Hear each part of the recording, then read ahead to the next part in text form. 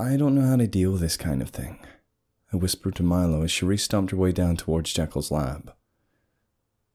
Yeah, me neither, he responded, looking over at Tegan, who had her head buried in her pillow.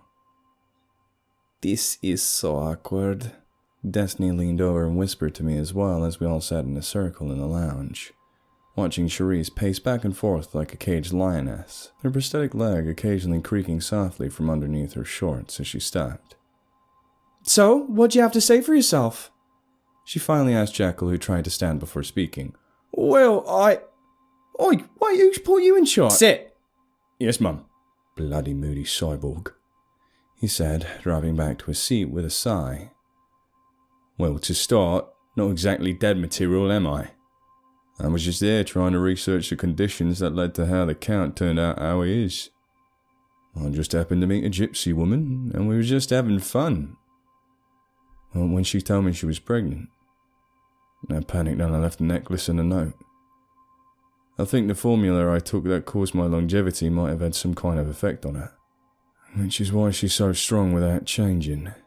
We don't care about biology, Jekyll, Cherise barked at him. You would be a deadbeat dad. Oi, that's not fair, he said, jumping to his feet again. I said sit. Yes, Mum. Look, I'm a degenerate scientist. What do you want from me? He asked her. But before anyone could say anything else, Tegan stood up and left the room, leaving us sitting there in awkward silence. Jesus, you're all useless, Destiny suddenly said, jumping up from her spot next to me. The emotional dexterity of a caterpillar, I swear to God. She complained as she strolled through the wall to follow Tegan. Yeah, I'm gonna let her take care of it, I said, standing up to leave as well. I'm going to, I don't know, watch a movie or something while you guys sort your shit out. So, I guess I'm like your son-in-law? I heard Milo say more happily than he should have as I left the room. I was laying on the bed in the room I had claimed, and had just started watching my movie when I heard the door squeak. I spun around ready to chew out whoever was about to try and drag me back down to the drama, until I saw who had opened the door. Oh, hi, Mr. Count, I choked, jumping out of the bed and, for whatever reason, standing at attention. Calm down, child. I was just seeking a quiet place to lurk for a while. My home has not been so uproarious for some time, he said, waving me back down. What is this film you are watching? He asked, pointing to the screen of my laptop. Oh, it's called Dracula. Dead and loving it? I answered, my cheeks flushing red in embarrassment. It's a comedy, spoofing the 90s Bram Stoker's Dracula, I think, I explained shyly. Oh, ha ha! He laughed, apparently seeing something on the screen that he found funny. I like this! It does not appear as gruesome as so many of the other stories bearing my name. May I sit with you a while?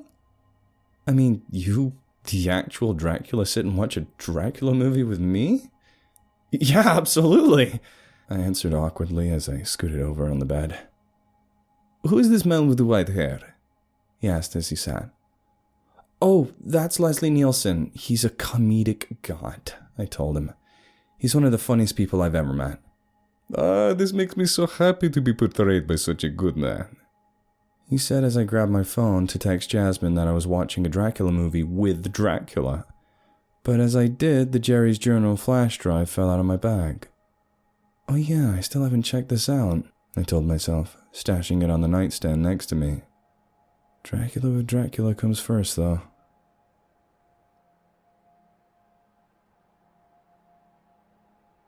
Do you see what you've done? Destiny growled, barging through the door. That poor girl is in there, crying her eyes out right now. Why does everyone keep blaming me for this shit? Shit! I shouted back. I didn't do anything! Oh, hey, is that Dead and Loving It? I've been trying to get him to watch this for years. How'd you pull that off? She asked me, taking a few more steps inside the room. It was just on when he walked in. He likes Leslie Nielsen. I told her. She sat down on the bed next to us. I think I'm going to stay in here for a while. It's bagged out there right now. I tried to smooth things over, but... Jesus, she said as she scooted into position, her dad too enthralled with the movie to be bothered with anything else. Well, this is strange, I thought to myself. This was such a charming motion picture, Count said, standing from the bed once the credits rolled. Thank you, child. This made me happy, he added, putting his hand on my shoulder before leaving the room, imitating the Dracula character playfully as he left. Once he was gone, I turned towards the unconscious girl sprawled out across my bed. I wonder if that's her natural hair, I thought to myself as I stared at the pearly white strands flowing from her head. I leaned in to get a closer look, wondering how she got that brilliant sheen. Lucky ass, probably another perk of being Dracula's damn daughter, I whispered. Then, as I squinted my eyes a few inches away from it, I felt something shift next to me. I slowly turned my head and felt my blood freeze in my veins as my eyes met hers, blood red and wide in a manic glare, her teeth bared, flashing several sets of needle-sharp fangs. You look delicious, she hissed through a twisted smile as I shrieked and fell backwards off the bed. Oh my god, what the fuck? Got you good, she murmured, pulling up the covers past her shoulders and rolling over in the bed to face the wall. Why does every supernatural thing I meet want to scare the hell out of me? I complained as I picked myself up off the floor. But as I almost fell again, I put my hand on the nightstand to lift myself up. Something slipped, nearly causing me to lose my balance. Oh yeah, the flash drive, I thought, picking it up and walking back over to the laptop. Time to finally solve this mystery, I said to myself, wiggling it into port. Once the computer scanned it, I opened the drive and find several video thumbnails, 5 of them, and 4 plain old Word documents. I clicked on one of the documents first, hoping it would contextualize the videos. It looked like a diary of some kind. Yeah, this really is a journal after all, I thought as I started reading it. It turns out the man's name was Jerome, and that these were a few specific entries selected out of many others. It was something about the guy receiving a gift from his neighbor who was not known for being especially generous. He seems really happy about it, since the guy made it himself and things he makes are really, really expensive. Then I thought back to where exactly we found the flash drive. In the man's driveway. The one who was originally supposed to make our weapons for us. It's that guy he's talking about. The really scary one. I said softly, turning to look over my shoulder as Destiny shifted again. Weird that I'm sitting in Dracula's house and he never really gave me so much as a single willy. And that guy just speaking to me made me almost cry. I thought, realizing there was probably more to that man than I originally figured. A chill ran down my spine as I remembered this. His piercing blue eyes glaring down at me in his driveway. Once I had read the first document, I clicked on the first video. My eyes widened when I realized the video looked like they were made with cameras hidden in the man's home. It looked like they had already been cut and edited together as well. The first one started with the man I assumed to be Jerome reading some kind of letter beside the open box. Once he was done with the letter, he reached into it and pulled something out. Like a sword or something. It was almost solid black except for something gold near the handle. It was really weird looking. And the blade all bent in shape of an S. I almost didn't like looking at it for very long. There was something wrong with it. But that did confirm my suspicion that it was the guy who we were supposed to get our weapons from. After a few minutes of nothing happening, I hit fast forward for a while until the camera switched to a shot of a garage, noticing he had a wife, a son, a young daughter along the way. A few seconds later, the Jerome guy walked into the dark room, holding the sword from earlier, proceeded to just sit there with it for literal hours. Okay, this is getting weird, I said under my breath. What's weird? Destiny asked with a yawn as she sat up in bed and crawled towards me to peek over my shoulder. What you watching, huh? This thing me and Tegan found in some creepy guy's yard. I'm just now looking what's on it. Invading privacy? "You have my attention," she said, sitting down beside me. So once she was in place, I examined the situation up to the point before I hit play again. Then we sat and watched the Jerome guy for the rest of the video. Once it ended, we read the next Word document, which was a lot different than the first one. He kept talking about having extremely dark, invasive thoughts, and he felt sick all day, which got even worse once he was home. The pattern repeated until the fourth video, which is where things started to take a grim turn. This time, when he went into the garage, the guy just started slicing his leg open over and over again. By the time the blood started pooling at his feet, he got up and walked down. Then the camera switched to the bedroom, where the man's wife was sleeping. "Oh no!" Destiny gasped as she watched him standing there, more blood flowing from his leg and into the carpet. "He isn't going to..." She trailed off, but I didn't say anything. I was frozen in place, hoping nothing else would happen. I breathed a sigh of relief when nothing did. Then I remembered there was one more video. "I don't think I want to watch this one," Destiny said as I placed the cursor over the thumbnail. "You can leave if you want," I told her, my hand shaking as I summoned up the will to click play.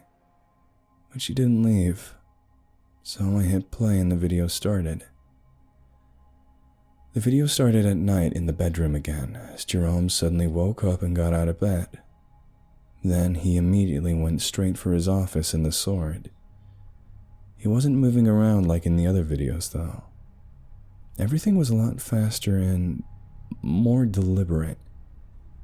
Once he left the office, he went directly to his teenage son's room, and without warning, he raised the sword and swung it down on his son's face. "Oh my God!"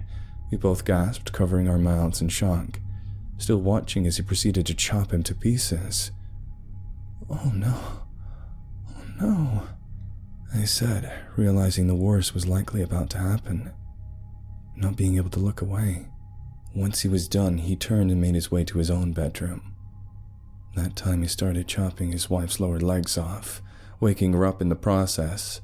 He went on to do the same to her as he did his son, which apparently woke up the daughter. "Please, no," I whimpered. "What?" Destiny asked tearfully, having already covered her eyes with her hands. "It's the little girl," I said with a quivering voice as the girl walked into frame, and the deranged Jerome noticed her. Destiny had just barely peeked through her fingers as the two separate halves of the daughter hit the floor. Vomit had already begun to spew through my fingers, trying to hold it in as I ran to the bathroom. Guys! Shut up and get up here! Something's come up! Something bad!" I heard Destiny call to everyone, bringing the racket in the house to a dead stop as I heaved into the toilet. Me and her waited outside the room while everyone else watched the video. Charisse was the first to walk out, in a state not much better than I was. "I don't feel good," she said to us, her chin doing that quivering thing it does when you're trying not to throw up, making me start to think I just have a weak stomach or something. "Me either," I told her, resting my back against the wall. "I guess supernatural science camp is over, huh?" I asked. "Yeah, probably. We should probably take this to the guys at the hotel," Charisse suggested. "Jekko said he noticed something weird in the video." "What?" "That thing had a lot of orichalcum on it.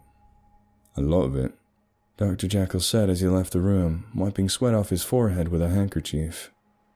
"How could you tell?" Destiny asked. "You see that static interference whenever that thing was on camera? Metal has a property that causes localized static when it's recorded," he explained, pulling out his phone and a small gold-colored tool from his lab. "Watch this," he said, turning the phone's camera on so we could see the screen. Then he held the tool in front of it. And when he did, the area around the tool literally did have a grainy static around it. "The sword had the camera going crazy from much farther away. Means it had about 20 to 30 times as much as your vampire weapons. That's almost as much as those blokes at the hotels have in those fancy bars they carry around with them. So that means it ought not to be your problem. You should take this drive to them and let them handle it. Their metal, their guy, their problem, he told us. But you're right. I've got all I need to keep running tests. You don't need to stay around here. You've dealt with enough lately. Plus, they got a whole army of people that can throw ends like you can't imagine. They can take care of it without people holding their end.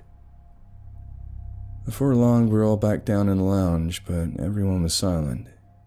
Until Count spoke up. How do such troubles always find their way to my home? Misery loves company, Dad. A woman I hadn't seen yet walked into the lounge with us. What trouble now? She cheats at cards as bad as you do, Count. Cap, the tall man, walking in behind her. What's all this? He asked, seeing the grim expression all around the room.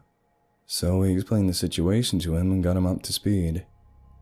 But I wasn't expecting his reaction to be so passionate. Once he heard the location of the man we thought to be the culprit, he became enraged. I cannot stand by! Not under the circumstances! He roared.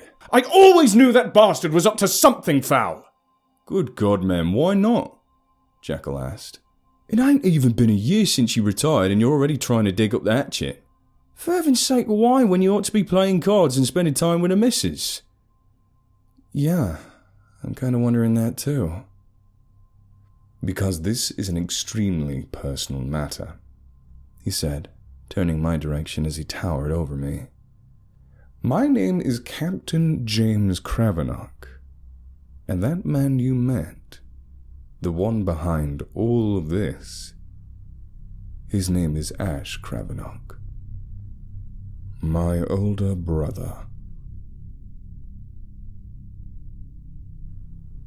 This is the last entry in the Werewolves Are Assholes story. But the story itself doesn't actually end there. This is simply one branch of the greater Worstverse overarching story. More will follow on directly from this in the future, but other interconnecting tales include The Worst Hotel, I Ride for Cerber, Dracula in the Basement, Dirty Work Inc., I Made the Most Cursed Object in History, and many others, some of which I am still currently working on finishing. But rest assured they will be done in due time, though you can find all of those series here on the channel, with more on the way. To stay up to date, please check out the Worstverse community subreddit linked in the description, and subscribe to see more videos like this in the future. Without further ado, thank you very much for watching, and I'll see you in the future, you monsters.